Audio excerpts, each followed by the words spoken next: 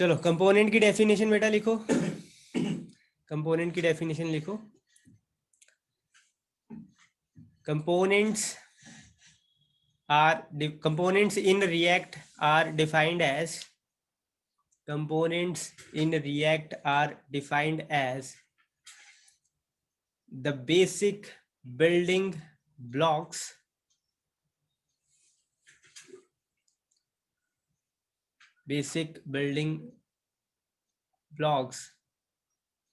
that are used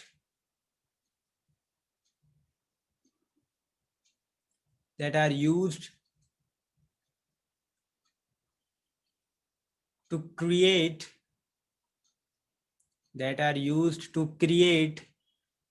user interface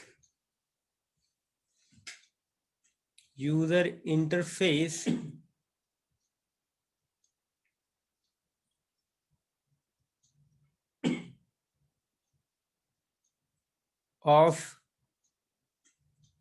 one web page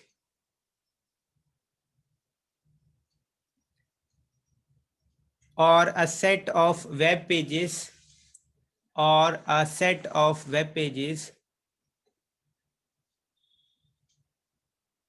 included in your React application.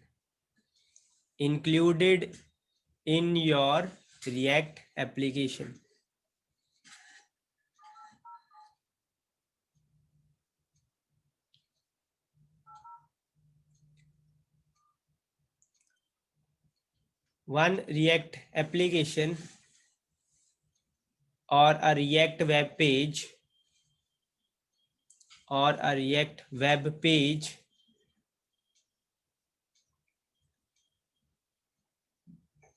normally consists of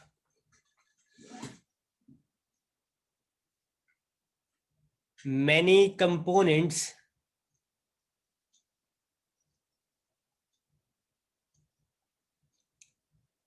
nested inside each other.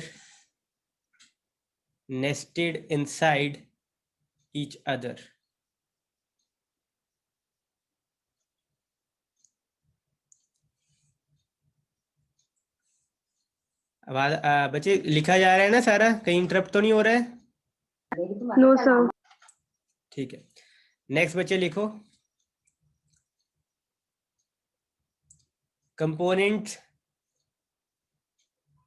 components act as a container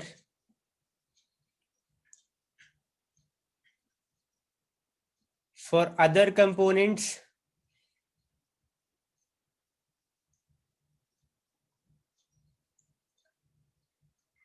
or it can contain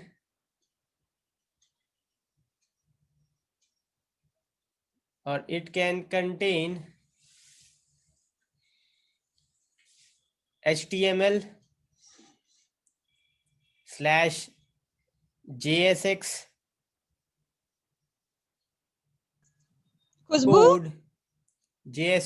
code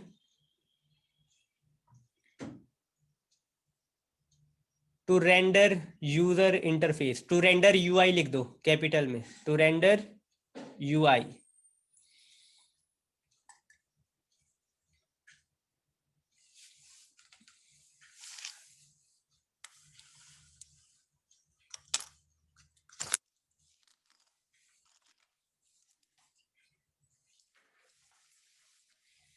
ठीक है बच्चे, next लिखो।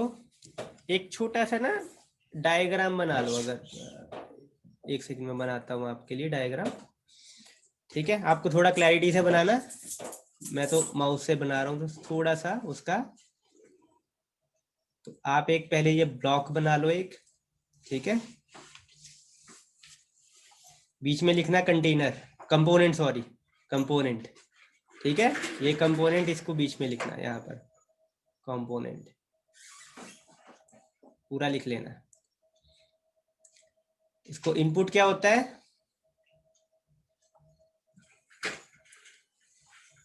Props इसको input होता है। ठीक है, और आउटपुट क्या आती है? React element. UI, JSX element भी हो सकते हैं और HTML एलिमेंट भी हो सकते हैं, ठीक है। यूजर इंटरफेस बेसिकली होते JSX ही हैं, बट कॉम्प्लिकेटेड ना करते हुए अभी आपने कोड नहीं देखा है तो HTML में बोल रहा हूँ साथ में, ठीक है। इसको ये अब लाइन की फॉर्म में लिखो, इसको ये लाइन की फॉर्म में लिखो। A component optionally accepts, optionally का मतलब क्या है, जरूरी नहीं है कि इनपुट होगी ही होगी, हो सकता है बिना इनपुट के भी ये यूआई दे दे, मतलब प्रॉप्स, कोई प्रॉप्स इनपुट नहीं कर रहे हैं। A component optionally accepts input in the form of props, ठीक है, in the form of props और properties and as output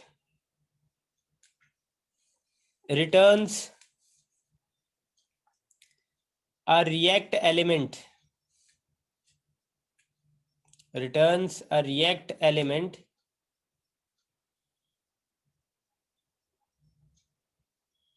that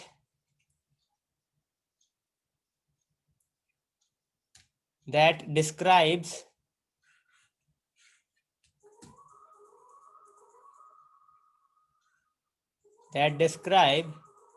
how the UI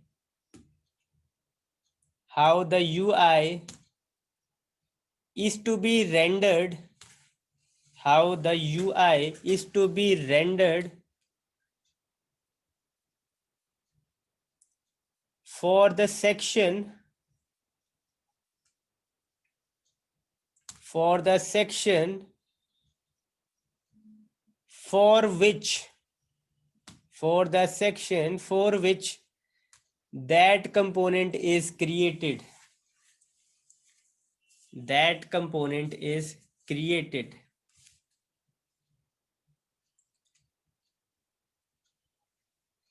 ठीक है। और कंपोनेंट आपके दो टाइप के होते हैं रिएक्ट में। वेब कंपोनेंट आपका रिएक्ट का नहीं है, ठीक है। Components are of two types, first is function component, second is class component.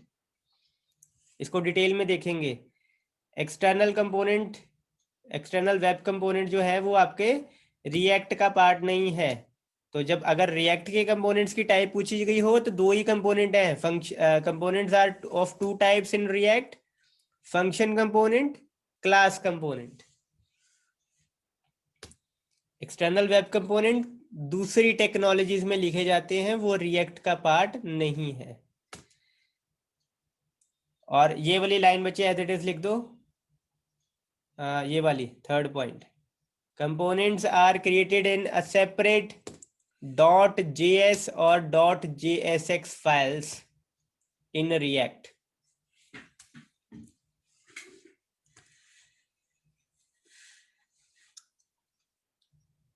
ठीक है। टाइप्स के बाद आपने क्या बोला? Components are of two types, function components are of two types in React, function component, second is class component.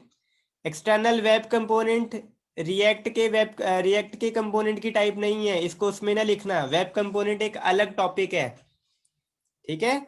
और last point मैंने कहा है, ये वाला पॉइंट एज इट इज लिख दो, components are usually created in a separate .jx or .jsx files. Components are created in separate .js or JSX files. आगे करें बेटा, आगे करें। इसको मैं Yes, sir. इसको मैं Yes, दोबारा sir. थोड़ा सा एक्सप्लेन भी कर देता हूँ। डेफिनेशन लिखने के बाद हमको एक्सप्लेनेशन थोड़ी देते हैं। तो कंपोनेंट्स क्या है, एक बिल्डिंग ब्लॉक्स हैं, मतलब छोटे छोटे पार्ट्स हैं जिनको कंबाइन करके, जिनको मिला के हम अपनी पूरी यूआई डिजाइन करते हैं, अपनी एप्लीकेशन की या अपने वेब पेज की, ठीक है। और एक वेब पेज में 10, 15, 20, 100, 1000 कितने भी कंपोनेंट हो सकते हैं depending upon your programming style. ठीक है, और बेसिकली कंपोनेंट क्या है, कंपोनेंट क्या करता है, ये आपके यूआई बनाने के काम करता है। ये एक एलिमेंट, रिएक्ट एलिमेंट रिटर्न करता है जो बताता है कि जिस सेक्शन में ये कंपोनेंट ने आना है उस सेक्शन का यूआई कैसा दिखेगा, ये बस वो बताता है। ठीक है, ये कंटेनर भी हो सकता है, इसके अंदर कोड हो सकता है जिससे हमारा HTML JSX UI बने, या ऐसा भी हो सकता है कंपोनेंट के अंदर फर्दर और कंपोनेंट्स हों, ये का कंटेनर का काम भी कर सकता है। कंपोनेंट आपका JS और JSX फाइल्स हम बनाते हैं, उसमें कंपोनेंट को रखते हैं। दो टाइप का होता है, फंक्शन कंपोनेंट और class component. Component optionally input लेता है, प्रॉपर्टीज कुछ हम इनपुट कर सकते हैं कंपोनेंट को, और जरूरी नहीं है कि हमें इनपुट करना ही करना है, हो सकता है हम बिना इनपुट किए भी कंपोनेंट क्रिएट कर दें। कंपोनेंट हालांकि रिटर्न जरूर करेगा, हमें क्या रिटर्न करेगा, react element that is responsible for creating user interface. User interface बनाने का काम कंपोनेंट जरूर करेगा। ठीक है, is that okay? Any question that you want to ask over here? Go ahead and No. ask.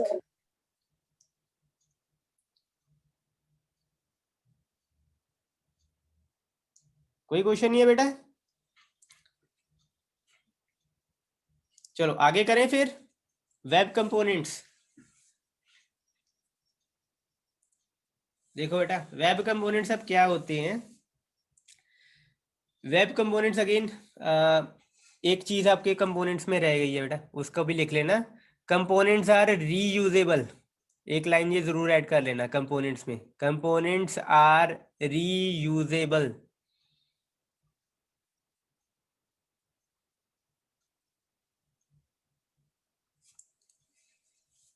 कोई भी कंपोनेंट हो उसको दोबारा यूज कर सकते हो, तो रीयूजेबिलिटी का कॉन्सेप्ट आपको मैंने फीचर्स में बताया था, कंपोनेंट से ही आता है। तो चलो नेक्स्ट लिखो बच्चे, वेब कंपोनेंट्स। तो वेब कंपोनेंट्स क्या होते हैं,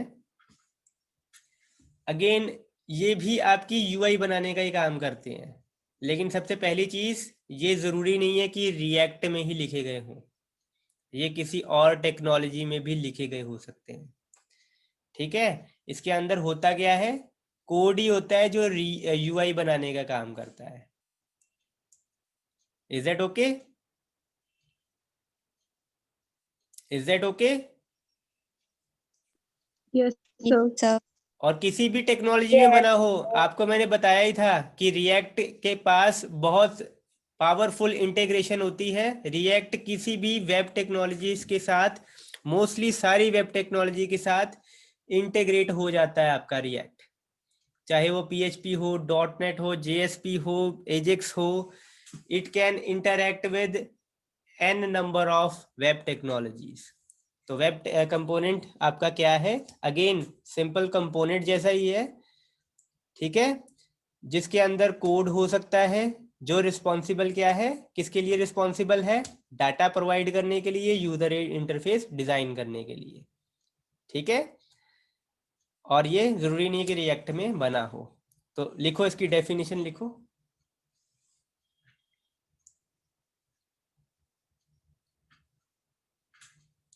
web components are defined as, ठीक है, ये रिएक्ट में नहीं है, ये जनरल है, जेनरिक है, रिएक्ट में भी हो सकते हैं, बाकियों में भी हो सकते हैं। Web components are defined as a container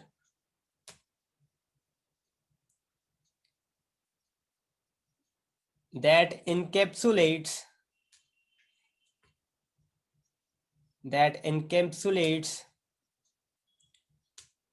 code for rendering of UI, code for rendering of UI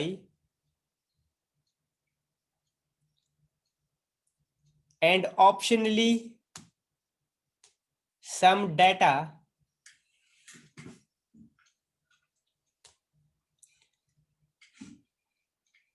that sir can be optionally की बात क्या है? optionally some data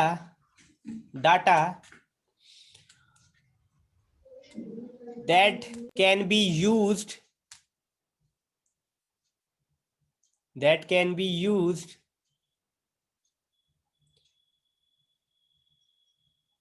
to make custom UI, custom UI by changing the behavior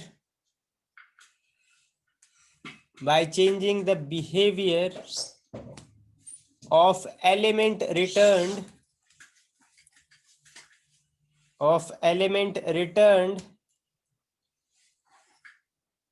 by web component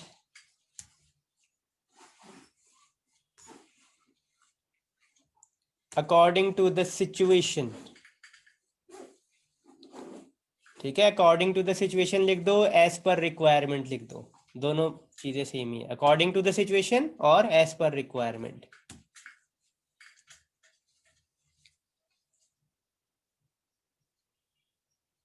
आगे लिखो, अगले paragraph में लिखना, web components can be created in any technology, any web technology. Web components can be created in any web technology.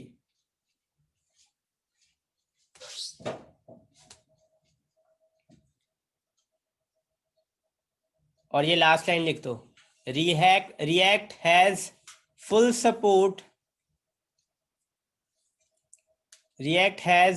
support for the integration of web components,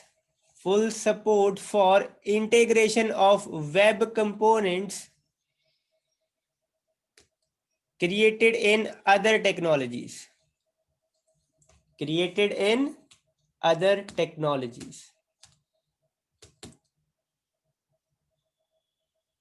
Web components are also reusable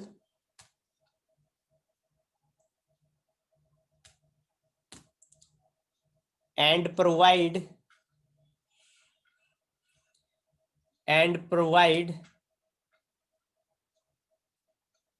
high degree of encapsulation and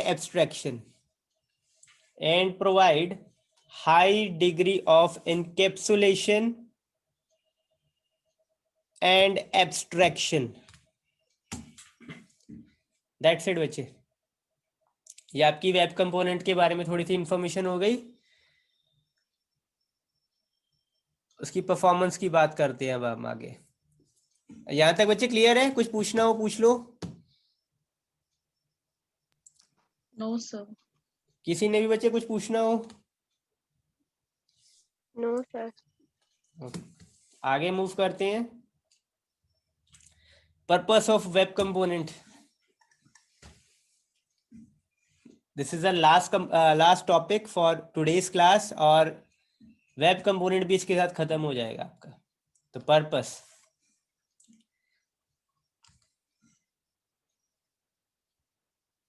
purpose basically बच्चे क्या है, इसका purpose है उस definition में ही आपका छुपा हुआ है। उसका पर्पस बेसिकली एब्स्ट्रैक्शन प्रोवाइड करना, इनकैप्सुलेशन प्रोवाइड करना, ठीक है, कि इसको चेंज ना किया जा सके आसानी से, सिक्योरिटी प्रोवाइड करना हमारे अंदर के डेटा को, हमारे अंदर के यूआई को।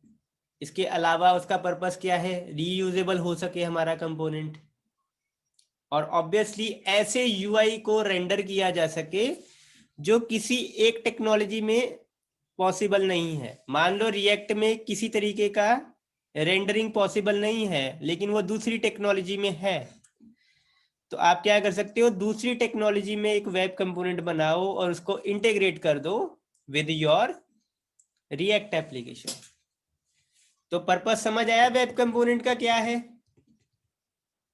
Yes sir. बेसिकली जो कंपोनेंट के पर्पस हैं वही वेब कंपोनेंट के पर्पस हैं। पहली चीज आपका इनकैप्सुलेशन और एब्स्ट्रैक्शन प्रोवाइड करना, वो बाकी के आपके रिएक्ट कंपोनेंट भी प्रोवाइड करते हैं।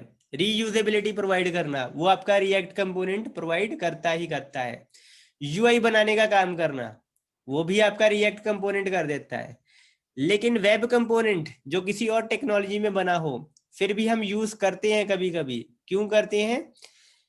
क्योंकि हो सकता है कुछ यूआई ऐसा हो जो इस टाइम पर रिएक्ट में वो अपडेट नहीं आई है, या वैसा कंपोनेंट, वैसा यूआई बनाने वाला कंपोनेंट अभी अवेलेबल नहीं है, वैसी फंक्शनैलिटीज अवेलेबल नहीं है हमारी रिएक्ट में इस टाइम पे, वो किसी और टेक्नोलॉजी में अवेलेबल है। तो हम क्या कर सकते हैं, कस्टम यूआई बना सकते हैं वेब कंपोनेंट की हेल्प से, और फिर उसको अपने रिएक्ट में हम इंटीग्रेट कर सकते हैं। जैसे उसने एक यहाँ पर 3 एग्जांपल लिखी हुई है कि कोई कस्टम एलिमेंट बनाना है हमने, जो पॉसिबल नहीं है रिएक्ट में बनाना, ठीक है। शैडो डोम बनाना,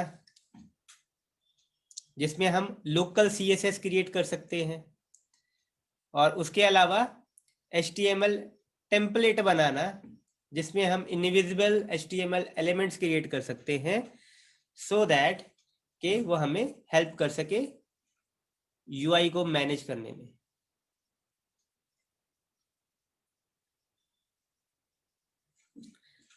तो बारी बारी करें इसको।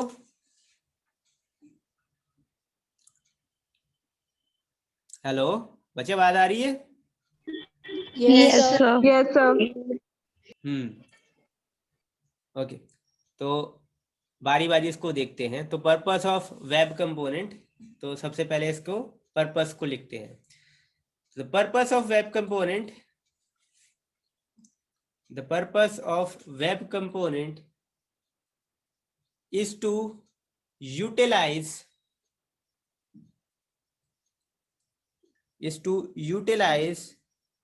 advanced features, is to utilize advanced features of other web technologies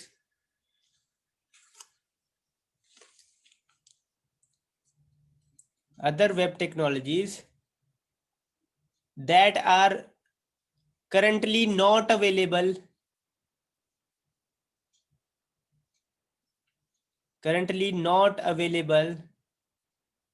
in the technology currently we are using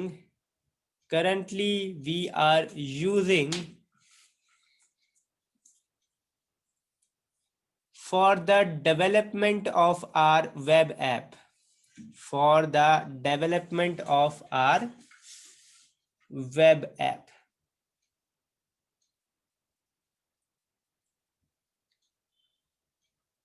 web components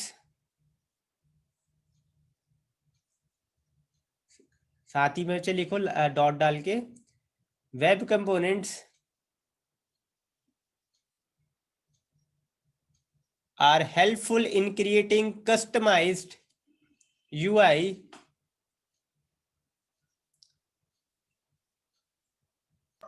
sir helpful के बाद क्या है? helpful in creating customized CUSTOMIZED customized UI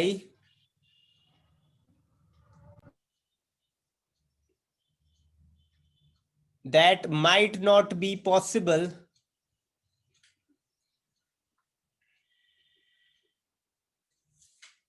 in the technology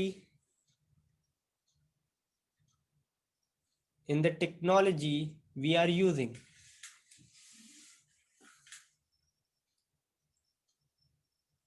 ठीक है, इसको चाहे तो आप पॉइंट्स में भी लिख दो, जो जो लाइन में लिख रहा हूं ना। अब डॉट लगाओ, अगली लाइन लिखो। Web components provides reusability,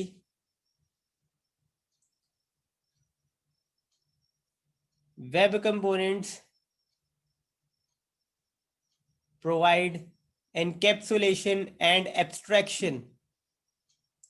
Next line, web components provide abstraction and encapsulation.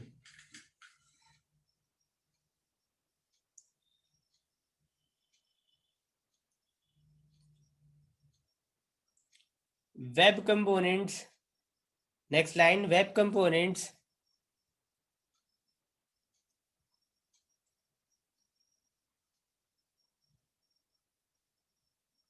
give us a chance, web components give us a chance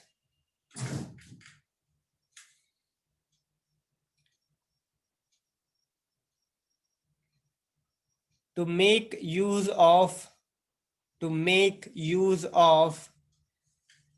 best features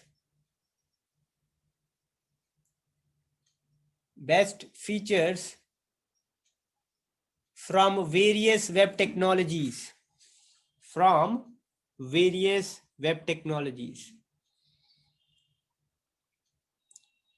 ठीक है। ये 3 जो पॉइंट्स हैं ये हम नेक्स्ट क्लास में अब देखते हैं। किसी को कोई डाउट हो बच्चे पूछ सकता है। ये 3 पॉइंट्स नेक्स्ट क्लास में अगले देखते हैं, कस्टम एलिमेंट, शैडो डॉम और HTML टेम्पलेट। कोई भी डाउट पूछ सकते हो बेटा।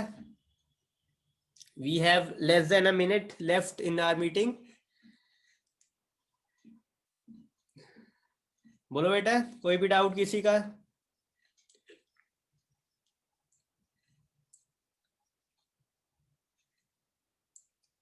Hello hello. No, sir. Yes, sir. No sir. ठीक है, तो चलो फिर नेक्स्ट क्लास में कंटिन्यू करते हैं with the programming aspect. Obviously theory का थ्योरी में ही करते हैं 12:30 बजे वाली क्लास में ही। ठीक है, और अगर प्रैक्टिकल हमारा जल्दी खत्म हो जाता है तो हम फिर अमेलगमेशन कर सकते हैं थ्योरी और प्रैक्टिकल की। But we will stick to theory in this lecture और practical in your evening lecture. Okay बच्चे, this is the end of your meeting now.